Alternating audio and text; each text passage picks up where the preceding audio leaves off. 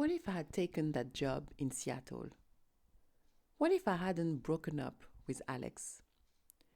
What if I'd studied engineering instead of art? We carry these questions like weights. Psychologists have a name for this, and it's called regret bias.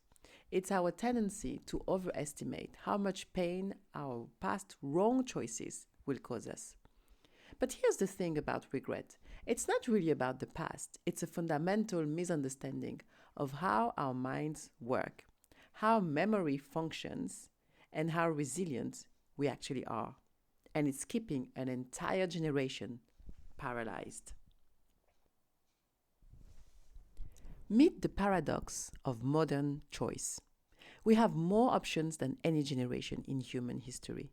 More career paths, more places to live, more ways to find love, more ways to spend our time.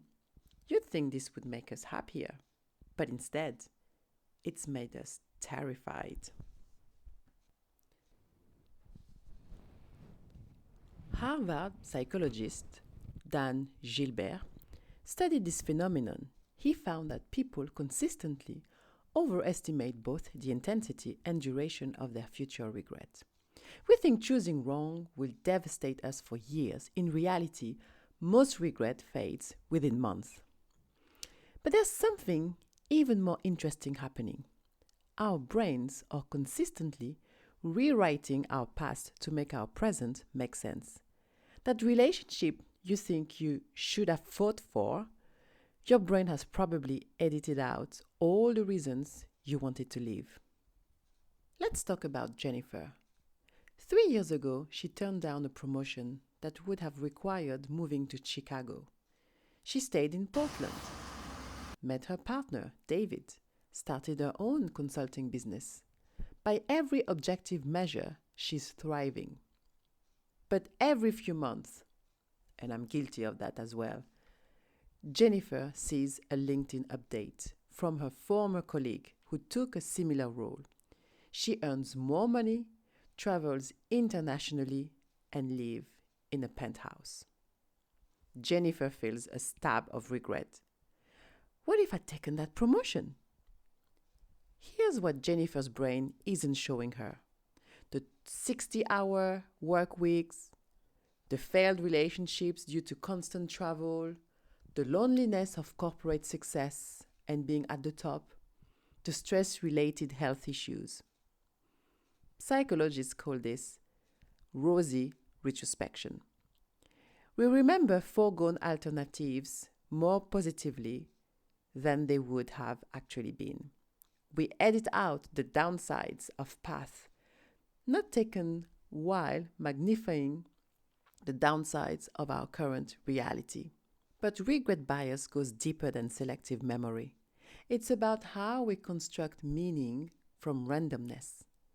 Economist and psychologist Daniel Kahneman discovered something remarkable. People feel more regret about outcomes that resulted from action rather than inaction, even when the outcomes are identical. Here's the famous example. Two people missed their flights. What a bummer.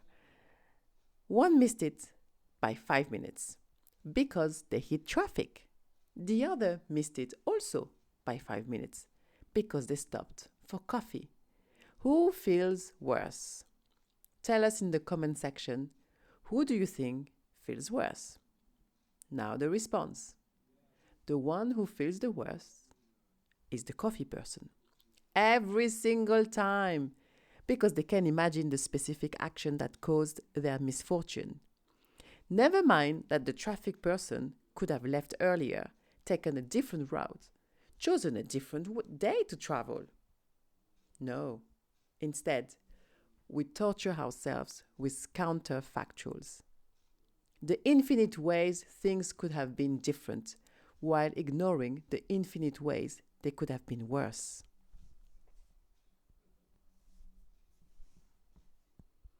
Here's what your brain doesn't want you to know. You're incredibly good at adapting to your circumstances, better than you think. Harvard's happiness, it's always Harvard. Harvard Happiness researched followed people through major life changes: new jobs, breakups, relocations, career pivots. The pattern was consistent: initial disruption followed by adaptation, followed by a return to baseline happiness levels. Most people return to their baseline happiness within 6 to 24 months of major life changes, regardless of whether those changes were good or bad choices. The lottery winner and the paraplegic, the classic study, probably from Harvard, show similar happiness levels after 1 year. Not because strategy doesn't happen or doesn't matter, but because humans are adaptation machines. Your brain is constantly recalibrating what normal feels like. That promotion you didn't get, within a year, your current situation feels normal again. That relationship that ended, you adapt to single life, then to your next relationship. So what does this mean for how we make decisions? First, it means that most of your big decisions aren't as big as they feel. Your 25-year-old self agonizing over a career choice can't see what your 45-year-old self knows. You'll probably change careers 3 to 5 times anyway, and I am a living proof of this. Second, it means the pain you're trying to avoid, which means regret, is largely illusory. It's just an illusion. Not because bad things don't happen, but because your brain is designed to help you adapt to whatever happens. What would your 80-year-old self tell you about regret? Probably this, quote, "I spent too much time worrying about choices that didn't matter as much as I thought they would.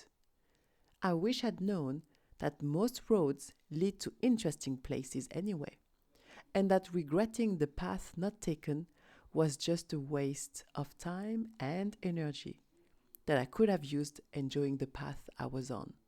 End of quote of your 80-year-old self.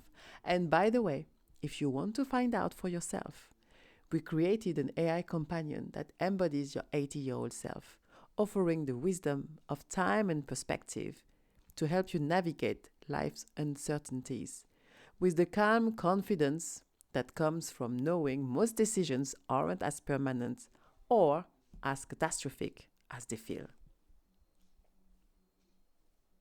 Here's the paradox.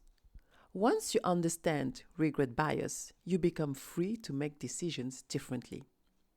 Not because the stakes don't matter, but because you realize that most outcomes are workable, that your brain will adapt, that the perfect choice is often the enemy of the good choice. Because here's what your 80-year-olds know that the 25-year-olds don't. The quality of your life isn't determined by making perfect choices. It's determined by making good choices and then making those choices work. So back to Jennifer. Jennifer still sees those LinkedIn updates, but now she smiles instead of wincing. Not because she's sure she chose correctly, but because she's sure that her choice was good enough. And that's turned out to be more than enough.